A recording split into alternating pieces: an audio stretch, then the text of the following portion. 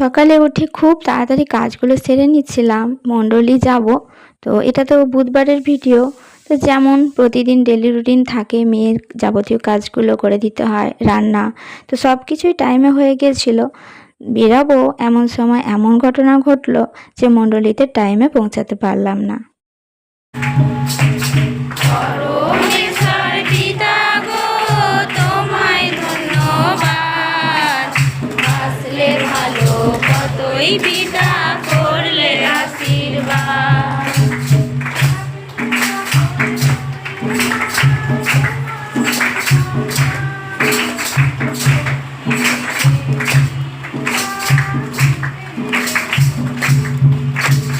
পাপ যে সকল করলে ক্ষমা, তোমারই সন্তান।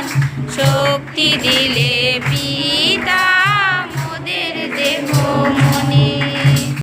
তো ভজন হওয়ার পর সবার জীবনে যা যা ঈশ্বর সাক্ষ্য করেছেন আমরা একে একে দাঁড়িয়ে সাক্ষ্য দিচ্ছিলাম। তো আমিও যখন সাক্ষ্য হয় আমার জীবনে সাক্ষ্য দিই। মণ্ডলী শুরু হতে 5 মিনিট বাকি ছিল। যাই হোক, 5 মিনিট আগে ঈশ্বর আমাদের রাস্তাকে সহজ করে পৌঁছে দিয়েছেন। তো মা আমি পৌঁছে গিয়েছিলাম, আর এটা তো আসার সময়। তো বাড়ি যখন আসছিলাম, মেয়ে দেখো কত খুশি। কেউ বুঝবে যে কয়েক ঘন্টা আগে কি ঘটনা ঘটেছিল। তো হ্যাঁ, সকালে যখন রেডি হয়ে নিচ্ছিলাম যে মণ্ডলী যাব, তখনই এমন হলো পরিস্থিতি, মেয়ের খিঁচুনি আসলো আর তখনই এমনভাবে পড়লো কাছাড় খেয়ে। তো তখন তো আর সঙ্গে সঙ্গে বেরোতে পারলাম না, একটু রেস্ট নিতে হলো ওকে। তারপর ওকে জল টল খাওয়ালাম, তারপরে বেরোলাম। তো দেখো আসার সময় এটা মেয়ের স্কুল, বাড়ির সামনেই একদম স্কুল। যখনই এই বাচ্চাদেরকে দেখি না, একটু মনটা খারাপ হয়ে যায়। আমার মেয়েও হয়তো এমন সময় তো স্কুলে থাকতো। তো যাই হোক, মণ্ডলীতে দেখলে তো কুহুসোনা কেমন এনজয় করছে। ভজন যখন হয় তখন যেন ওর শরীরের মধ্যে একটা শক্তি চলে আসে। অত কষ্ট হওয়ার পরেও কিন্তু দেখো মণ্ডলী যে গেলাম, কিন্তু কিছুক্ষণ আগে ঘটনা ঘটেছিল, ও কিন্তু মানে দেখে কিছুই বোঝা যাচ্ছে না। তো এইরকমই ঈশ্বরের আশীর্বাদ, ওনার প্রতি যদি আমরা বিশ্বাস আর ধৈর্য রাখি, তাহলে উনি এইভাবেই আমাদেরকে শক্তি জুগিয়ে যাবেন। তো বাড়ির ভেতরে কাজ হচ্ছিল, সেই জন্য ওকে দেখো বাইরেটায় রেখেছিলাম। আমিও ছিলাম, মানে সবসময় ঘরের ভেতরে ঢুকে যাচ্ছে, আর ঘরে তো কাজ হচ্ছে, তো তো ওকে ঢুকতে দেওয়া যাবে না। তো গেটটা বন্ধ করে দিয়েছিলাম, সেই জন্য গেটের কাছে গিয়ে দাঁড়িয়ে আছে, আর আমি বাইরে বসেছিলাম। তো ওকে ডাকছিলাম, একবার করে আমার কাছে আসছে আর একবার করে চলে যাচ্ছে। আর জানো তো মানে এই খিঁচুনি সমস্যাটা এমনই, একবার যখন হয় ব্রেন এত ড্যামেজ হয়ে যায়, খুব কষ্ট হয়, সেলগুলো নষ্ট হয়ে যায় বারবার। আর সেই সেল তৈরি হতে হতে তখন কি হয়, বুদ্ধি সেজন্য কমে যায় খুব। তো যাই হোক, ঈশ্বর কিন্তু সব পারেন, চাইলে আমার মেয়ের ব্রেনটাও কি একদম ঠিক করে দিতে পারেন। তো যাই হোক, জানি না কতটা কি সুস্থ সুন্দর হবে। তো মণ্ডলী তো যেতেই হবে। প্রভু গুরু যিশুর দয়ায় আমি এখনো পর্যন্ত যতটা পেয়েছি তা নিয়ে অনেক সুন্দর আছি, অনেক ভালো আছি। তো মেয়েও কিন্তু অনেক ভালো আছে। দেখো মন খারাপ, ওইদিকে দেখছে এইদিকে দেখছে, তারপর আবার আমাকে কত হামি দিল। মানে ওই আমাকে বলতে চাচ্ছে, মা একবার খুলে দাও না, আমি ভেতরে যাই। তো কারেন্টের কাজ হচ্ছে, তো সেই জন্য যেতে দেওয়া যাবে না। তো মেয়েকে নিয়ে তো মানে দিনের অনেকটাই সময় চেষ্টা করি ওকে খুশি করার।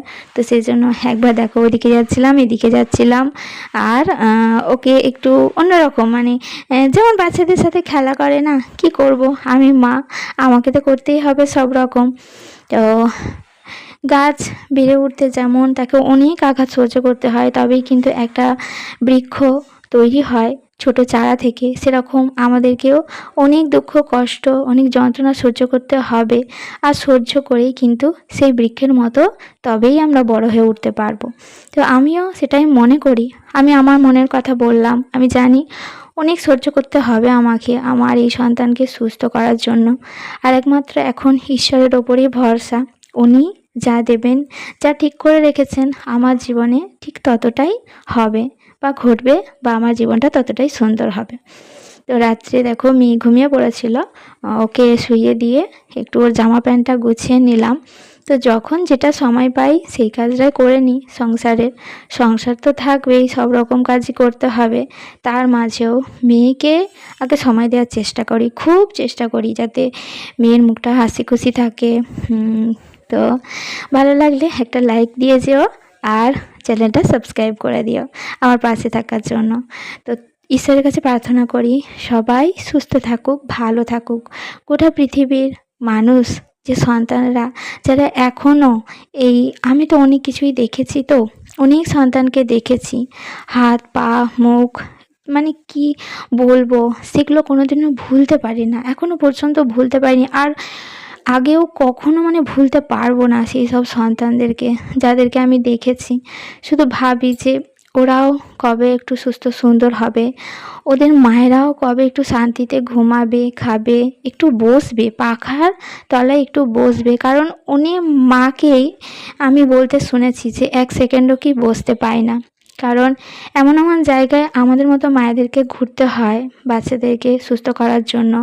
ডাক্তারখানা বলো, হসপিটাল বলো, নার্সিংহোম বলো, সব জায়গাতেই শুধু দিনরাত ঘুরে চলো আর ঘুরে চলো। ওই যাতে সন্তান একটু ধীর স্থির হয়, শান্ত হয়, সুস্থ হয়।